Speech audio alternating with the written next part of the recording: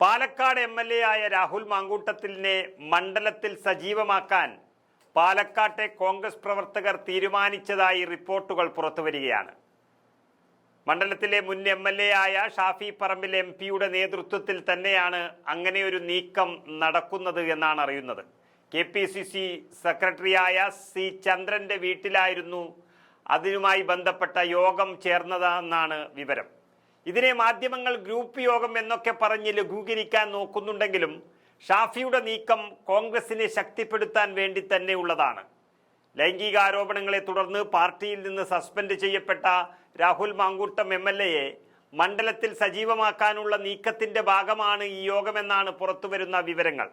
പാർട്ടിക്ക് നേരിട്ട് മാങ്കൂട്ടത്തിനൊപ്പം പരിപാടിയിലൊന്നും പങ്കെടുപ്പിക്കാൻ ആകില്ല എന്നിരിക്കെ വിവിധ സംഘടനകളുടെയും ക്ലബ്ബുകളുടെയും അസോസിയേഷനുകളുടെയും ഒക്കെ പരിപാടികളിൽ രാഹുലിനെ പങ്കെടുപ്പിക്കാനാണ് ഷാഫി പറമ്പിൽ നേരിട്ടെത്തി പാർട്ടി പ്രവർത്തകരോട് ആവശ്യപ്പെട്ടിരിക്കുന്നത്.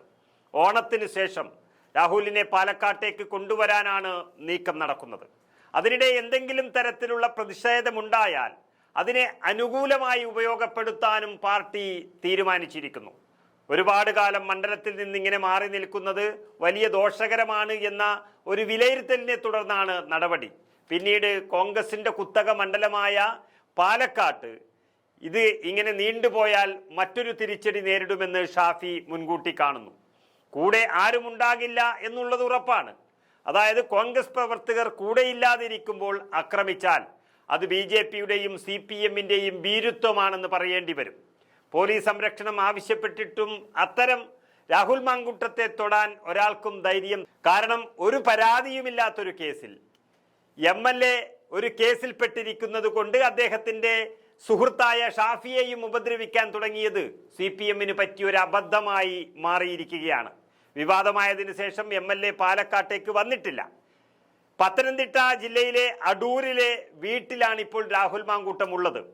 പഞ്ചായത്തുകളായ മാത്തൂരിലെയും പിരായിരിയിലെയും അതുപോലെ പാലക്കാട്ട് നഗരത്തിലെയും പരിപാടികളിലാകും രാഹുൽ മാങ്കൂട്ടത്തെ ആദ്യം പങ്കെടുപ്പിക്കുക.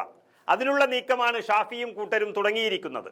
അതേസമയം ഷാഫി പറമ്പിലിനെ DYFI പ്രവർത്തകർ തടഞ്ഞതിലുള്ള പ്രതിഷേധം വലിയ ശക്തമായി തന്നെ മുന്നോട്ട് കൊണ്ടുപോകാൻ കോൺഗ്രസ് മാത്രമല്ല UDF-ഉം നീക്കം തുടങ്ങിയിരിക്കുന്നു. ഷാഫിക്കെതിരെ തിരിഞ്ഞതുകൊണ്ട് കാലിടറി നിൽക്കുകയാണ് CPM.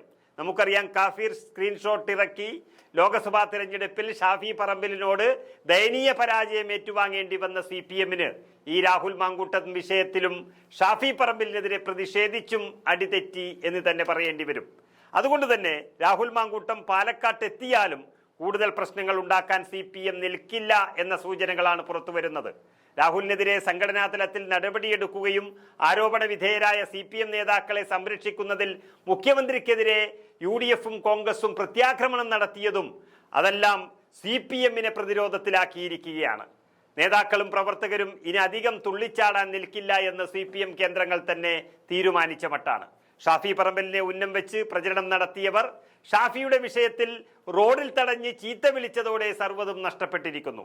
ഏതായാലും ഷാഫി പറമ്പിൽ CPM-ന്റെ ശക്തി ആകെ തൂക്കിയെടുത്ത ഒരു സാഹചര്യത്തിൽ നിൽക്കുമ്പോൾ അതേ ശക്തിയോടെ തന്നെ രാഹുൽ മാങ്കൂട്ടത്തിലിനെ പാലക്കാടിന്റെ മണ്ണിൽ കാലുകുത്തിക്കുകയും ചെയ്യും, MLA ആയി അവിടെ നടത്തിക്കുകയും ചെയ്യുമെന്ന് ശപഥം ചെയ്തിരിക്കുകയാണ്.